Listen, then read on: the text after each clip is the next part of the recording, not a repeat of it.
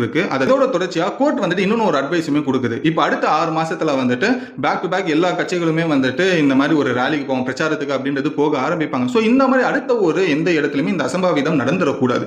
So இது நடக்காம இருக்கிறதுக்காக ஒரு ஸ்டாண்டர்ட் ஆபரேஷன் ப்ரொசீஜர், அதாவது எஸ்ஓபி ஒன்று கொண்டு வாங்க அப்படின்ற பட்சத்தில் ஒரு ரூல்ஸ் அண்ட் ரெகுலேஷன்ஸ் வந்துட்டு எல்லா பிரச்சாரத்துக்குமே இதை கடைபிடிக்கிற மாதிரி இருந்தா மட்டும் நீங்க பர்மிஷன் கொடுங்க. அதர்வைஸ் வந்துட்டு நீங்க பர்மிஷன் யாருக்குமே கொடுக்காதீங்க அப்படின்னு சொல்லி ஒரு புதுசா ரூல்ஸ் அண்ட் ரெகுலேஷன்ஸ் கொண்டு வந்திருக்காங்க.